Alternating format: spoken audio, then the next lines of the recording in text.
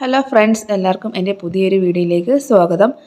അപ്പം ഈ bread toast പല രീതിയിലും നമ്മൾ ഉണ്ടാക്കാറുണ്ടല്ലേ. ചിലർ ബട്ടർ മാത്രം ഉപയോഗിച്ചുണ്ടാക്കും, അല്ലെങ്കിൽ ഓയിൽ ഉപയോഗിച്ചുണ്ടാക്കും. അപ്പോൾ ഞാനിവിടെ ഉണ്ടാക്കുന്നത് പാലും മുട്ടയും ഉപയോഗിച്ചാണേ. അപ്പോൾ ഇങ്ങനെ ചെയ്തെടുക്കുന്നതാണ് ഫ്രഞ്ച് ടോസ്റ്റ്. ഇതാണ് ഒതൻറ്റിക് ആയിട്ടുള്ള രീതി. ഇത് ഒരു തവണ ഇങ്ങനെ ഉണ്ടാക്കി കഴിച്ചാലുണ്ടല്ലോ വീണ്ടും വീണ്ടും ഇങ്ങനെ ഉണ്ടാക്കി കഴിക്കാൻ തോന്നും. അത്രയ്ക്ക് നല്ല ടേസ്റ്റാണ് കേട്ടോ. ഞാനിവിടെ ഒരു മുട്ടയാണ് എടുക്കുന്നത്. അത് ഒരു ബൗളിലേക്ക് ഞാൻ പൊട്ടിച്ചൊഴിക്കുകയാണ്. എന്നിട്ട് ഇതിലേക്ക് ഒരു 2 ടീസ്പൂൺ പഞ്ചസാര ഇട്ട് കൊടുക്കുന്നുണ്ട്. നിങ്ങളുടെ മധുരത്തിന് ആവശ്യമായിട്ടുള്ള പഞ്ചസാര ഇട്ട് കൊടുക്കാം. ഇതിലേക്ക് ഒരു 1/4 ടീസ്പൂൺ ഏലക്കാപ്പൊടിയും കൂടി ഇട്ട് കൊടുക്കുന്നുണ്ട്. എന്നിട്ട് ഒരു നുള്ളു ഉപ്പും കൂടെ ചേർത്ത് നന്നായിട്ട് അടിച്ചെടുക്കാം. അതൊരു ഫോർക്ക് ഉപയോഗിച്ച് നന്നായിട്ടിത് അടിച്ചെടുക്കാം.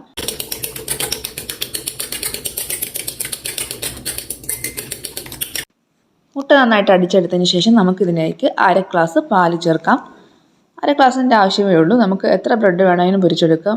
ഒരു 8-10 ബ്രെഡോളം നമുക്ക് 1/2 ഗ്ലാസ് പാലും ഒരു മുട്ടയും കൊണ്ട് നമുക്ക് പൊരിച്ചെടുക്കാവുന്നതേ ഉള്ളൂ.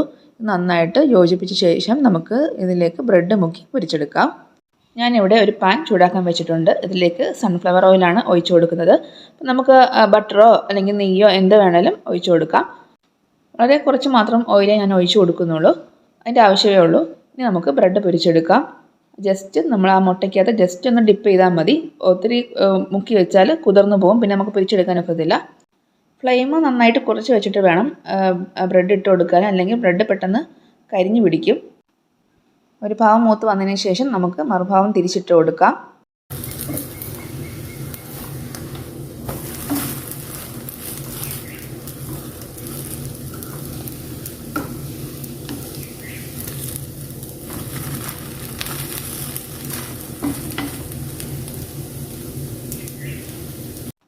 ഇവിടെ ഇപ്പോൾ 2 ഭാഗവും മൊരിഞ്ഞ് വന്നിട്ടുണ്ട്. ഇനി നമുക്കിത് പ്ലേറ്റിലേക്ക് മാറ്റാം.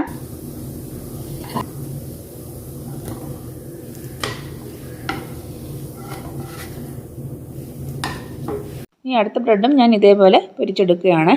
അപ്പം ജസ്റ്റ് ഒന്ന് ഡിപ്പ് ചെയ്താൽ മതി, ഉള്ളിൽ മുക്കി വെക്കരുത്. ബ്രെഡ് കുതിർന്നു പോവും, പിന്നെ നമുക്ക് പൊരിച്ചെടുക്കാൻ ബുദ്ധിമുട്ടായിരിക്കും. അപ്പം ഇത് ഞാൻ പൊരിച്ചെടുത്തിട്ട് പ്ലേറ്റിലേക്ക് മാറ്റുകയാണ്.